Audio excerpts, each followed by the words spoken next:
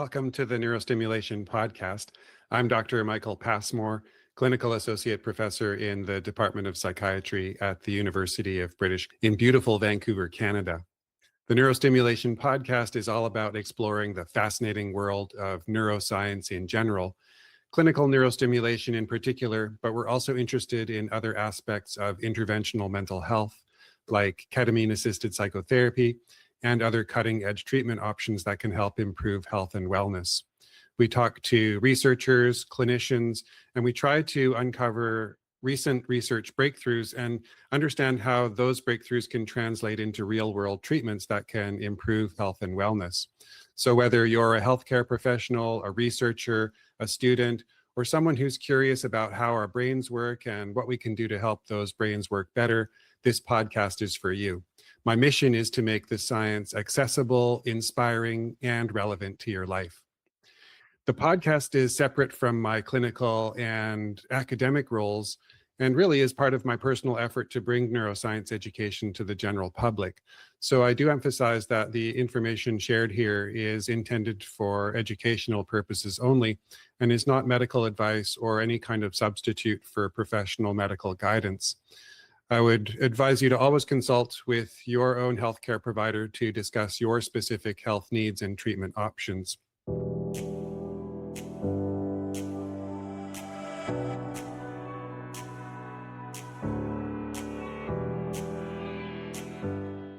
Welcome back to the Neurostimulation podcast, everybody. Today's conversation is one I've really been looking forward to. My guest today is Dr. José Moreno, a molecular biologist who's leading genetic engineering at a company called CyanoCapture in Oxford, where his team engineers cyanobacteria to capture carbon dioxide, a really fascinating project. He has a PhD. He's published in various academic journals, Plant Physiology, Microbiology Spectrum, and Current Opinion in Microbiology. He's spent over a decade inside the scientific system, laboratories, academic journals, conferences, peer review, technical language. And yet, after studying how life works for years at that molecular level, he began asking a different question, which is super interesting to me. He's really interested in why do we know so much about how life works at a molecular level, yet really so little about how to live it well and to our best potential. And so he explores that question in his book, which is called Heartbeats of Consciousness. It's a fascinating book that explores that question through a story of two close friends. And so it weaves together the neuroscience, details like glial cells in the brain, stress hormones, and also incorporates really important foundational ideas, ancient philosophy, cognitive science, presence, and what he calls the society of cells. Just right off the bat, really would encourage everyone to check out Dr. Moreno's book, Heartbeats of Consciousness. There are links to where you can purchase the book in the show notes. And also you can learn more about his work and his content at drjoseangelmoreno.com. That's DrJoseAngelMoreno.com. And so today we're going to talk about all of that, and I'm really looking forward to the conversation. So Dr. Moreno, thanks so much for joining us and welcome to the show. Thank you, Michael, for this opportunity. I'm really excited to carry out this podcast. It's a very nice opportunity. Yes, as I mentioned, and you mentioned, I started my journey in science in 2016, working a tiny organism called cyanobacteria that are very small, tiny cells, like they are, for example, in the ocean, in some lakes. One thing, Michael, that I have been seeing through this year is people normally think when we breathe, we say, oh, save, or I say, for example, people say, we need to save the Amazonas, we need to save the forest. But it's really surprising that half of the oxygen of the planet is produced in the ocean. So thinking about the importance of this organism. So I have been studying this in 2016 when I started with doing my PhD in the south of Spain in Cordoba. And after that, I was continue, okay, what this organism can do, because I was trying to understand the metabolism of the carbon, how these molecules are uptake in the cell and what they can do. But it's really exciting because through the past of the year, there are some of these kind of organisms that they can use to produce biofuel, they can use to produce anti-cancer compound, and it is something that blew my mind because there is something that is in order that they take CO2 and they produce something. So it's a way to helping the planet, create a better world. So in 2021, I take the decision to move to a laboratory in Norwich in the United Kingdom, led by one Australian scientific called David Lee Smith, that they was trying to develop a toolbox in order to modify these cyanobacteria. So imagine that you're a kind of engineer, say, okay, I'm going to modify this, I'm going to introduce this protein called protein compound anti-cancer, and you can produce whatever you want. The only thing that you need to do is putting this protein through metabolic engineer and introducing CO2 in, and you prepare a media, depending on the strain. You can put fresh water, seawater, something very, very cheap to do. And after that, you get a compound. So it was really exciting to me, and I am working with this organism.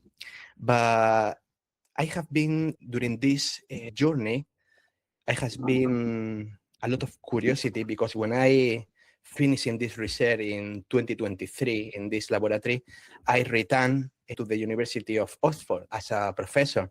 But when I was teaching and the thing, I was feeling that there was a lack of motivation that I can do something else. And this is when I saw I think this is the only company in the world called CyanoCapture in Oxford, where I was very excited because they was using this organism in order to produce compound.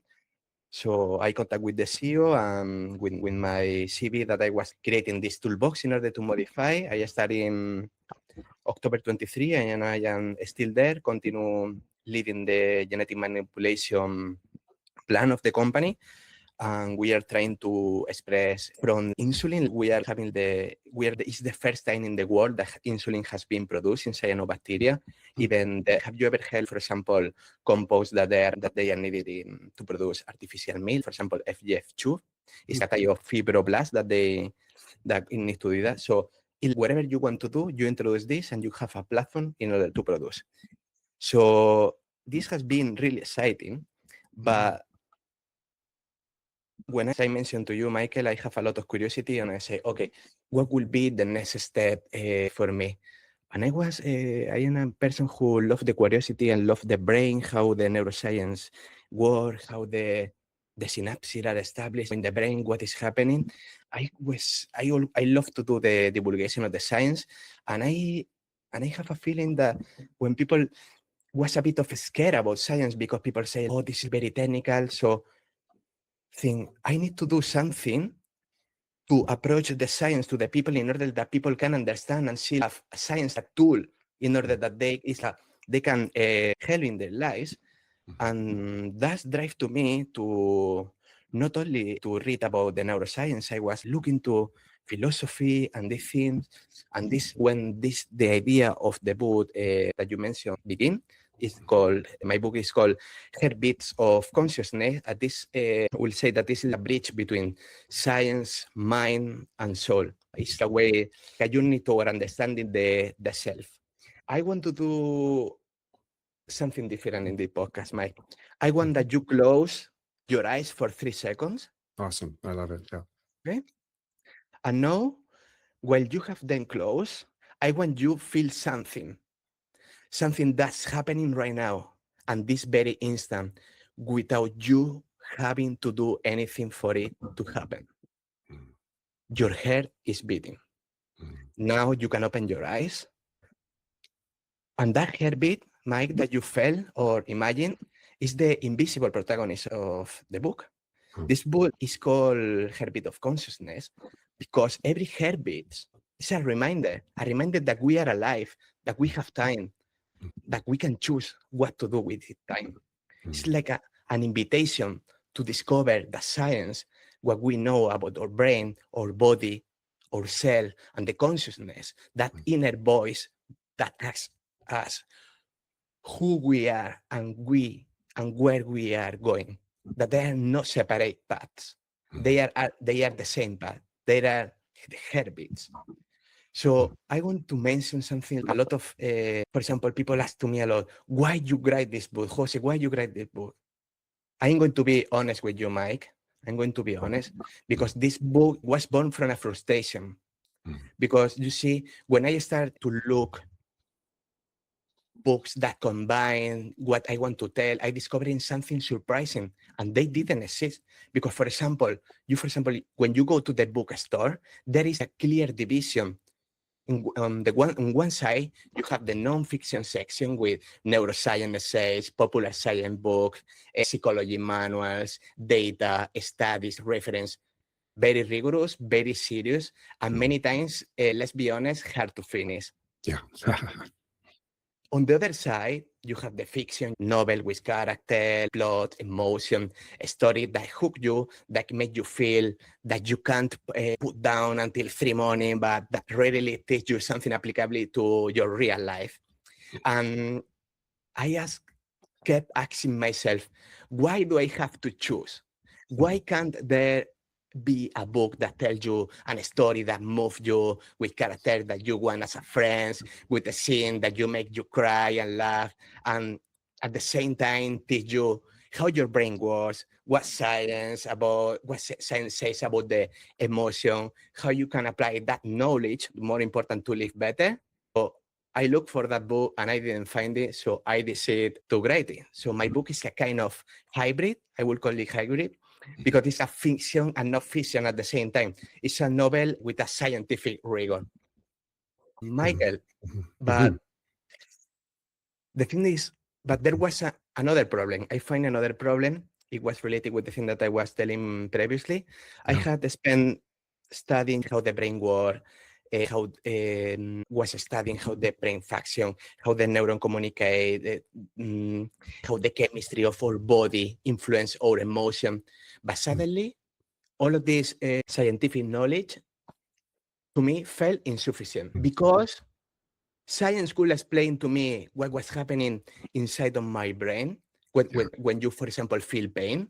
Brain could tell you, for example, this very well, at the amygdala was activating, or for example, the cortisol was flooding in your system, that the tears were a physiological response to an emotional. But science couldn't tell me how to keep going.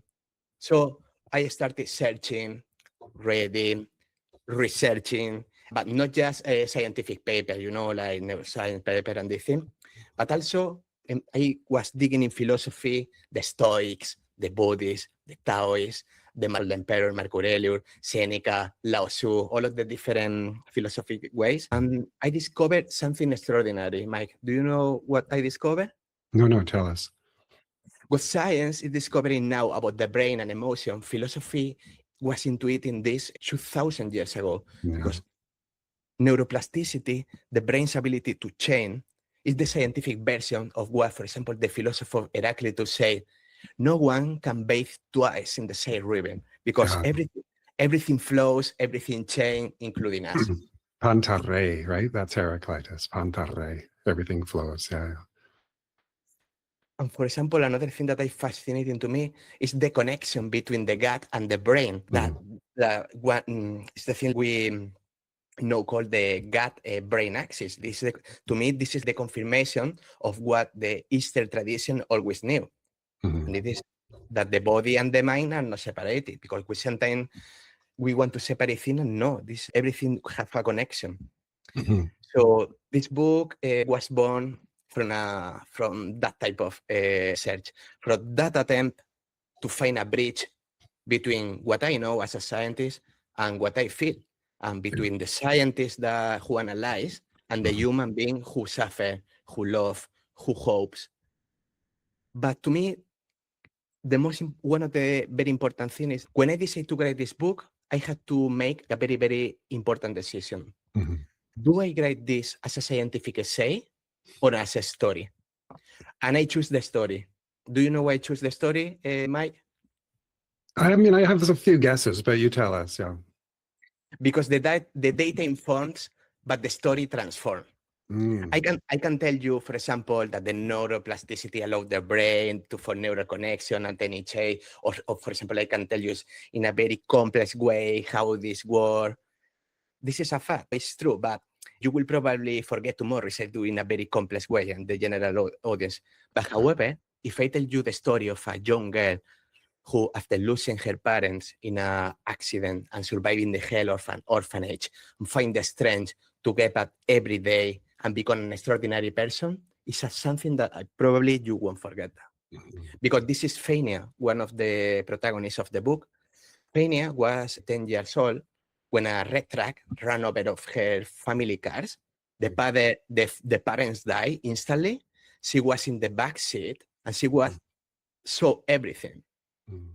So she spends more months in an orphanage where the cruelty was the norm, where when the other girl will wake her at night, throwing cold water on her, when they store her food, where they humiliated her in a way that I am not going to describe here. And yet, Fania, the protagonist, didn't break. Do you know what said to her? No, what? The teaching that her parents, who were philosopher professors, had passed on to her before they died. This, as I previously mentioned, the Stoicism, that is the idea that we cannot control what happened to us, but we can control how we respond. Yeah. So funny to be what I this word. There is an author called Nassim Taleb. He has a term called anti-fragile, that he wants to mean not simply resilient, which is enduring the blows, but anti-fragile, someone who grows stronger with each blow. Yeah, I love that concept. Yeah. And there is Paula, the other protagonist. But however, Paula is completely different. Paula hasn't suffered terrible trauma. Paula is pure scientific curiosity. She's the girl who gets excited when she sees two neuron communication under microscope. It remembered to me who read Neuroscience paper for fun, who dreamed discovering the secret of the human brain. So Paula represents that part of us who want to understand, that belief that if we comprehend how the things work, we can live better. Yeah. So, but however, Mike, Paula also have a weakness, and she get carried away by her emotion. She worried too much about the future. She get anxious. She doesn't know how to manage the uncertainty. This is like where Fania becomes her teacher. There is a scene that I wrote in the book that especially is Paula has received an email from the Harvard University. It could be the fellowship of her life, of a rejection. And she doesn't dare to open honor pass. She's paralyzed by fear. And Fania looks at her and says, worries are balloons. If we inflate too much, they pop, they explode. Then she shows her hourglass, you know, the sun clock. She covered the top of the part with tape and explained. So the top is part is the future. We don't know how much sun is left. The bottom part is the past. If already fell, we can change it. But look, the sun that's failing now at this moment through this tiny passage. That's the present moment. That's where you should put your attention. So that image of the sunglass. I love that image. Yeah, it's great. Yes, it's because every time I catch myself worrying about something that hasn't happened yet, or I think of this tiny passage on the sun failing now. Yeah. This book to me is full of science, but people was worried when I wrote this video, oh, how is it difficult to understand? And I said, no, it's not thing that I call science. It's laboratory science. It's science that speak to us about who we are and we can become. So I want to, for example, I would like to share something for the audience. 3 ideas that transformed me while I was searching there. The first one, Mike, I think we are, and it is not a metaphor, it's literal, because our brains emit photons, particles of real light that they are called biophotons. And although science is still investigating the exact function, I have in contact with, there is one group in the University of Calgary in Canada lived by Parisa Sarkisian, that they was finding all of this. I was talking to her and we have conversation. They told me about the new research on that, and it's fascinating, like the thing that they are doing. At the moment of death, one of the things that I saw is the brain emission of biophoton multiplies by 100. So think about that. For a few instants before shutting out forever, the brain shines with an intensity it doesn't have in life.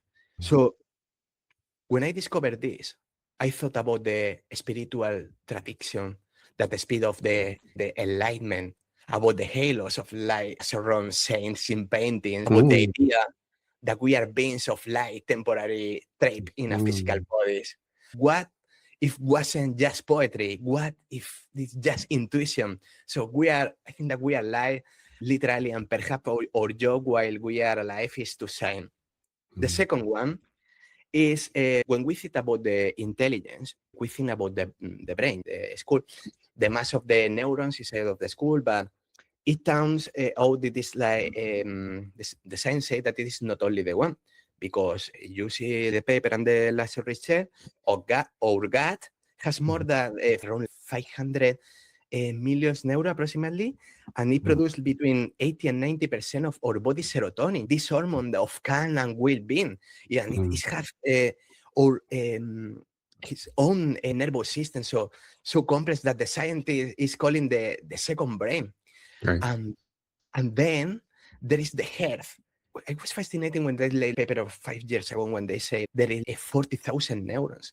And also they are measuring that they have electromagnetic field. There is an institute called HealthMath Mars, that they have there is an electromagnetic field and also more powerful than the brain. That this is something that we don't have still data to publish, but I think this is something exciting, and with the passage of the year, we will find more new discovery about the brain, that we know something, but there is still a lot of things to dig in. And also, I was reading also that this neuron was capable of sending more signal to the brain that it received from it.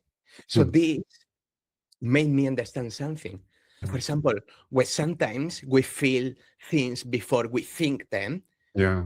We say, I feel in my gut, or my head is telling me yes. I think that there is not poetic your expression. There are something that I call anatomical description. Yeah. So with this, we know that intelligence isn't only in the head, it is distributed through the entire body. And when we learn to listen to those of other brains, I think that we make a better decision. Yeah. And the third one, it will also resonate with you, is for decades, science believed that the brain was a fixed structure, that the neuron that dies, we are not replaced, that after certain age, we could truly learn new things. But I know, Mike, that they were wrong, because the brain is plastic. It can form new connections at any age. It can reorganize itself after trauma. It can learn language at 70s and play the piano at 80. So this means something very, very profound, that we are not condemned to be who we have been. I think that every day is an opportunity to reconfigure our brain. Every thought which we choose to think, every habit we decide to cultivate, is literally sculpting the physical structure of our mind. One of the symbols that I put in the I put several. I try to explain all of the content in the book in like with metaphor that all the people could try to understand this easily. So I say, for example, to put one example that comes to my mind now, like the brain is like a garden. So we can plant new seeds and make them grow with firmness and solidity. So the question is not whether we can change. The question is, what do we want to cultivate? Yeah. Last thing that I want to say, if after everything I have told you, tomorrow you only remember one thing, I want it to be this. And it is that pleasure is not happiness. Because you think about that, Mike, we live in a society that confuses these two things constantly. We buy because it gives us pleasure, we eat because it gives us pleasure, we scroll in our phone because it gives us pleasure, and then we wonder why, having more comforts than any previously generation, we are more anxious and depressed than ever. But neuroscience had the explanation for that. The pleasure is mediated by dopamine. It's like the hormone of I want more, the I want more molecule, So every time we get something pleasurable, dopamines give us a rush, and then it drops. To get the same rush next time, we need more. So it is like something like is a staircase that never stop climbing. Yeah. But the happiness, the genuine, like the lasting happiness is mediated by serotonin. And serotonin doesn't activate when we take, but when we give, when we connect with others, when we do something with purpose, when we feel that our life has a meaning. For example, the Buddhists has been saying this for around 2,500 years. The sufferings come from a desire, and also Stoicism teach that tranquility comes from affecting what we cannot control and acting with virtue and with the thing that we can control. And also Taoism speak of the 110 called Wu Wei. That is say that with they try to explain like flowing with the life, instead of fighting against it. And modern neuroscience is confirmed this ancient intuition with brain scans and also with neurotransmitter measurement. And the ancient wisdom and the modern neuroscience are converging, and both are telling us the same thing: that the happiness is not in the next achievement, in the next purchase, in the next like. It is, I think, that is here, in this moment, in the quality of our attention, in the depth of our connection, in the meaning we give that we do. I don't want to extend more.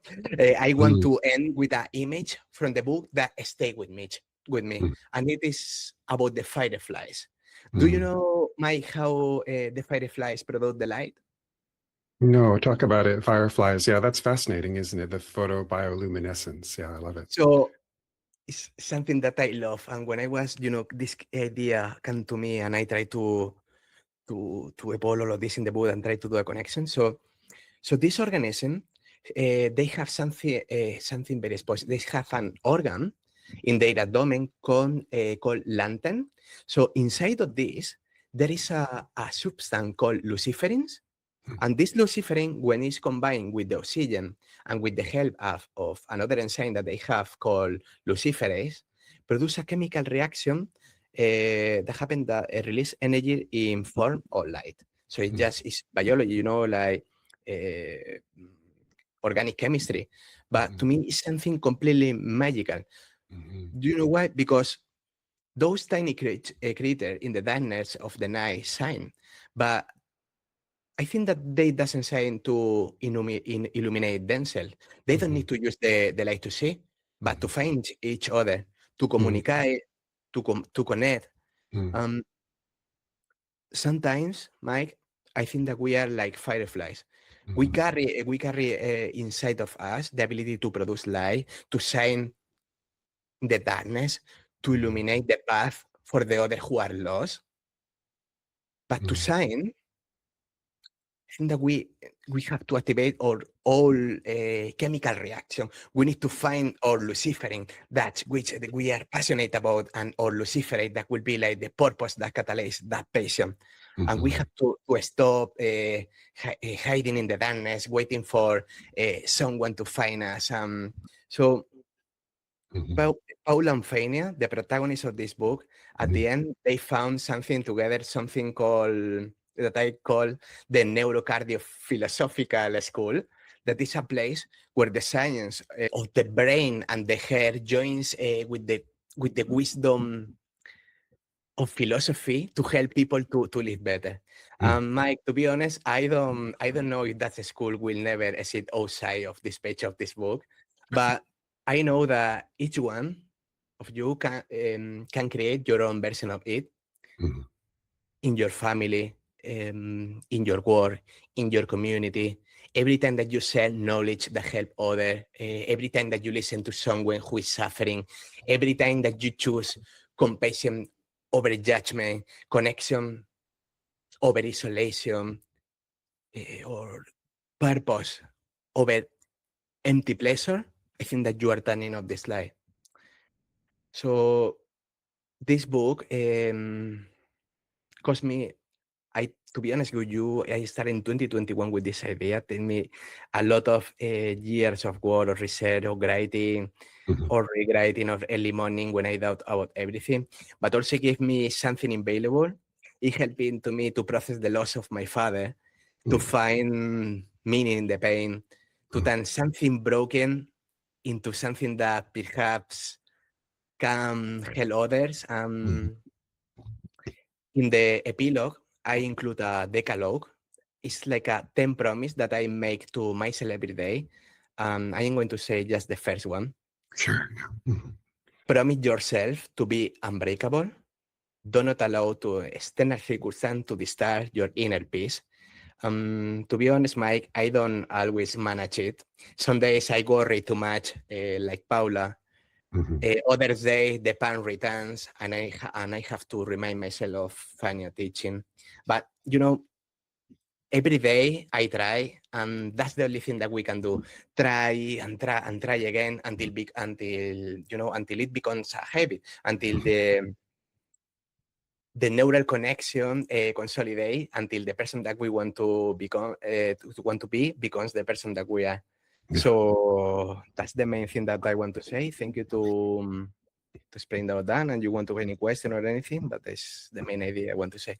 Yeah, that's amazing. Thank you so much for that detailed and fascinating explanation. It's just so many different directions that we could go in. And I was just thinking so many different ideas that and interests that we have in common. I think it's so amazing. So just before I get into any of that, the book, of course, is Heartbeats of Consciousness. And so I would encourage viewers and listeners to definitely check out Jose's book, and there'll be links in the show notes. So please do check those out, as well as to links to other aspects of Jose's content. And it's just so interesting because, yeah, one of the first things that I chuckled with was when you talked about how the nonfiction section of the bookstore, it's filled with books that nobody finishes. And I know I have a bookshelf that's full of those books at home. So I really appreciate the purpose and the vision of the book in terms of uniting the nonfiction and the fiction worlds to make it accessible and bringing it into how people can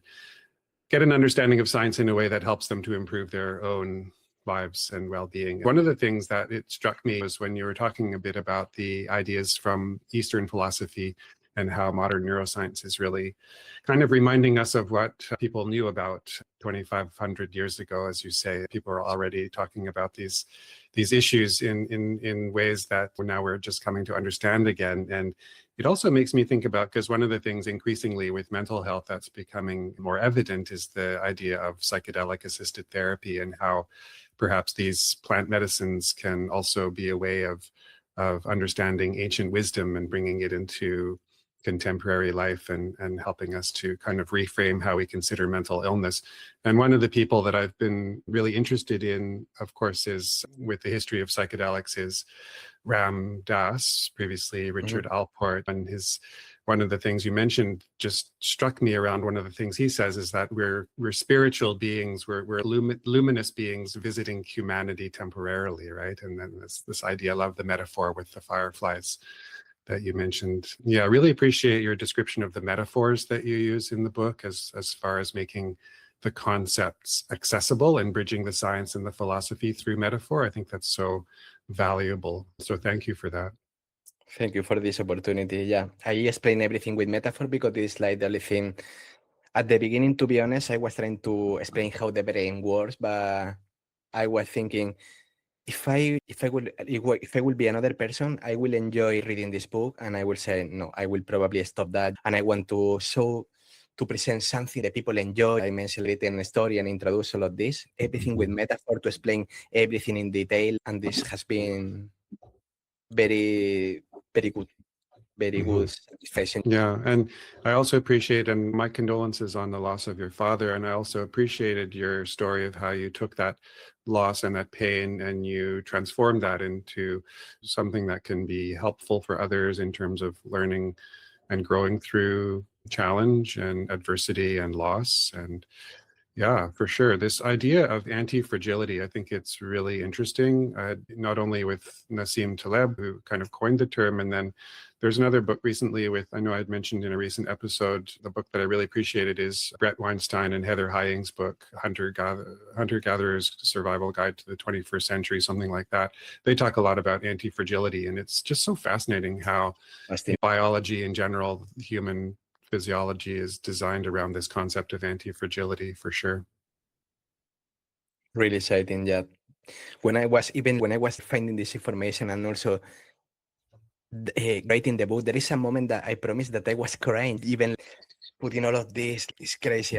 But yeah, it's really exciting, and also to share this concept and people, I am receiving a lot of very good feedback. People are having this concept is something that fill your soul, you know? Yeah, for sure. Definitely. I mean, I think that's what's exciting too, because I think, and even what I really appreciated even was in the first few minutes of the podcast when you encouraged me, and I hope viewers and listeners participated in that. If you didn't, go back and just do the little exercise that we did at the beginning, closing your eyes, being attentive to your heartbeat, being attentive to your breathing, even for a few seconds, because it's fascinating. I have a Vipassana meditation practice, and so part of it is exactly using your awareness in the moment, as you say, when you're focused in on the sand going through the threshold of the hourglass, and you can take kind of notice of these unconscious things that are very miraculous when you think about it. I mean, isn't it miraculous how many times our heart beats in a single day, not to mention in a lifetime, that we don't have any sort of sense of that unless we pay attention to it, and how the breath can be the gateway between the conscious and the unconscious. Similarly, we're unconscious of breathing 99% of the time, maybe 99.9% of the time, but then when we focus in on it, then, oh yes, now I can control my breath, right? So that's fascinating as well for me, that aspect of what you were discussing. Yeah, I think it's fascinating, and also I think that nowadays most of the people that you think, do you do practice meditation or something like that? People say, "Oh, I don't have time. I am," and I was explaining where the rate of people with depression is very, very high, and I was trying to know that even, for example, at the beginning of the day and also at night, just try to the same thing that I say, put my attention on my body, or for example, another thing that helps me a lot is in the morning doing a cold shower, because there is a moment. Because we are always like overthinking. But I really think when the cold shower, your brain, you are not thinking about what are you going to do tomorrow or what do you need to do. You are in the present moment. This to me is something that helped me a lot. I encourage people to do it. For sure. I'm a big fan of cold exposure. I've been doing cold showers and cold plunges for at least a couple of years now, and it's been transformational, really. It has. I would also echo your encouragement for others to try. It's very straightforward. Even just people who are reluctant, I would really encourage you, just rinse with cold in the shower for literally 5 seconds. Try it, and then build it up gradually. Your tolerance builds up quickly. And then, as you say, it's not only the mindfulness, but it's just getting yourself used to some discomfort. There's really a lot of research, as you know, Jose, in this idea of hormetic stress as being something that can help with anxiety, depression, producing some sort of mild, temporary, controllable suffering as a way of just building up our resilience. Anti-fragility, right? Is what we're talking about. Absolutely. And this is fascinating. Because also I know several people that are suffering with depression, this kind of thing, and they don't even, for example, they don't practice any sport. And this is when you practice, for example, a sport, you have this, your body release a cocktail of hormones that you feel better and this thing.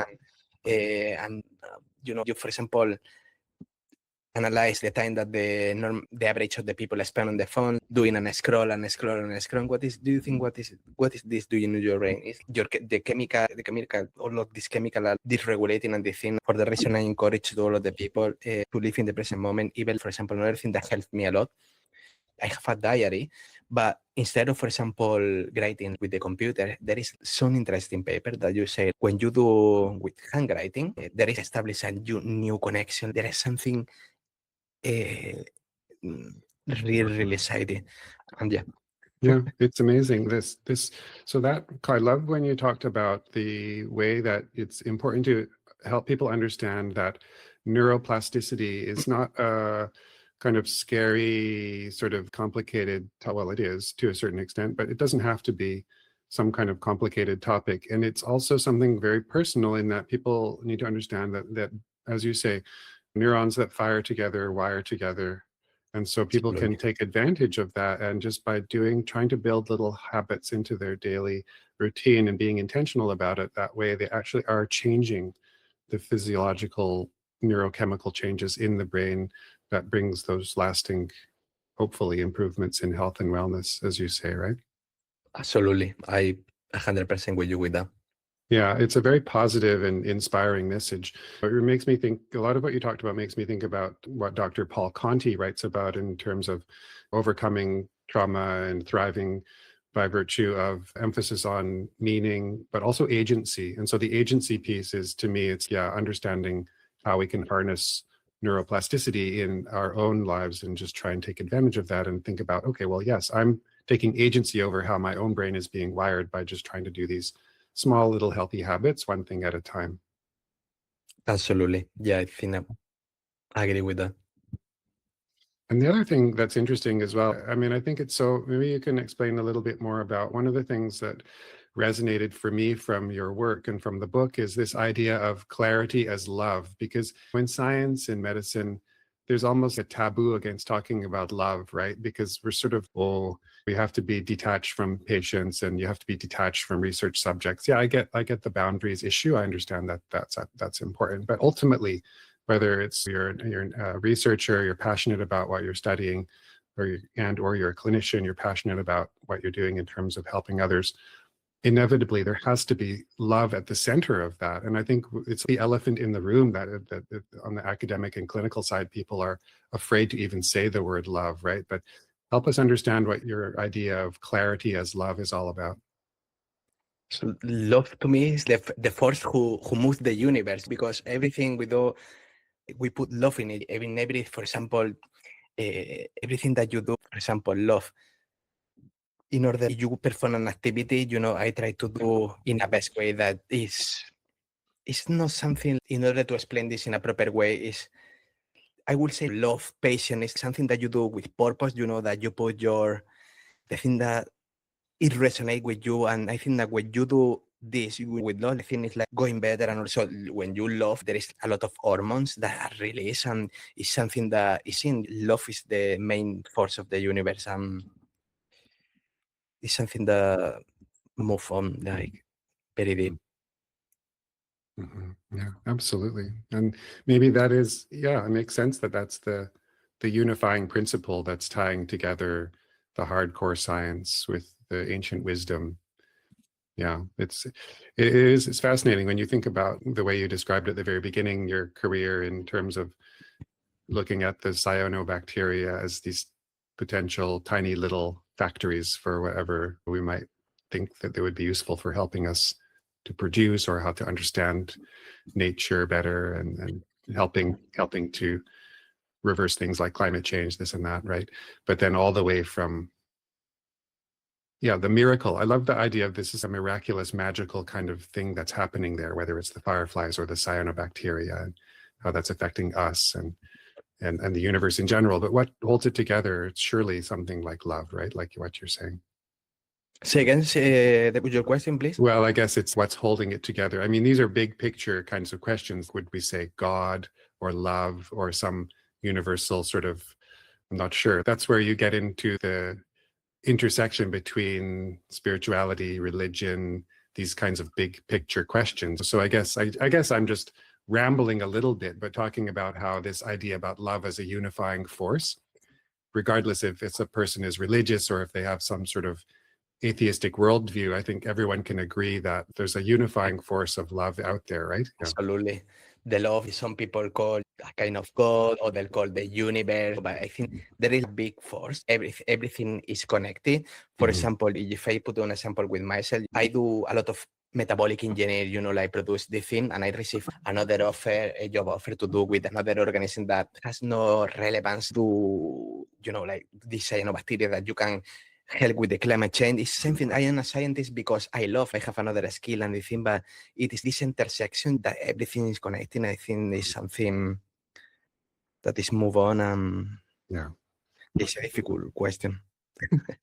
Definitely. And, Yeah. It's really cool. It's been such a great, fascinating, wide-ranging, interesting, inspiring conversation, Jose. I'm just so happy to have met you and to talk to you. And it would be great to have you back on the podcast at some point in the future. I think we could continue this kind of conversation for hours, honestly. Absolutely. Yeah. I'm very grateful for that because it's something related with science and also with everything with the consciousness. And I am so every month they are releasing new paper on neuroscience, and I am reading what is going to happen, what is going to the next step. And yeah, I am continue doing a lot of research in producing new components, cyanobacteria. So probably in some months I will have something interesting to talk about.